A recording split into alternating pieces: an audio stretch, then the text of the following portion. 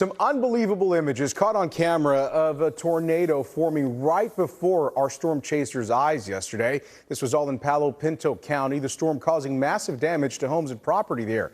Veteran CBS News Texas storm chaser Jason McLaughlin was in his vehicle, making sure you had all the information you needed to stay safe.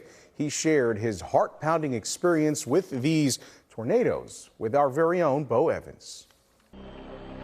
You're fixing to see it way better. We may have a second circulation that's in there too, but I do believe that multiple tornadoes. There's another one, Jeff. We can see. I've got the debris detector or correlation coefficient. There's two tornadoes up there. Jeff. Yes, yeah, there look they at are. that. We got twins.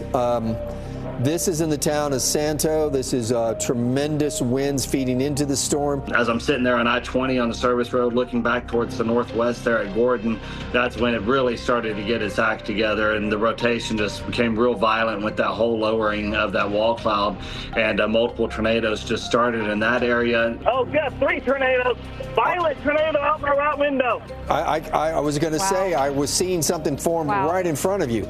There it is. Wow, look at the debris. That's we're seeing debris. And the roof is completely falling apart out ahead of this. At that point, I'm really getting, winds 70, 80 miles per hour that are gusting around that tornado, inflow pulling into it.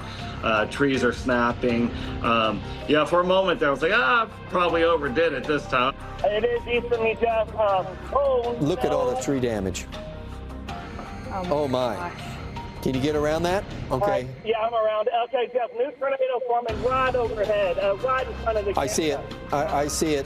Stop there. I don't know what to tell you. You've found yourself in the bear cage here. Luckily, we escaped, and unfortunately, it did damage before then. But hoping for all those families that were impacted.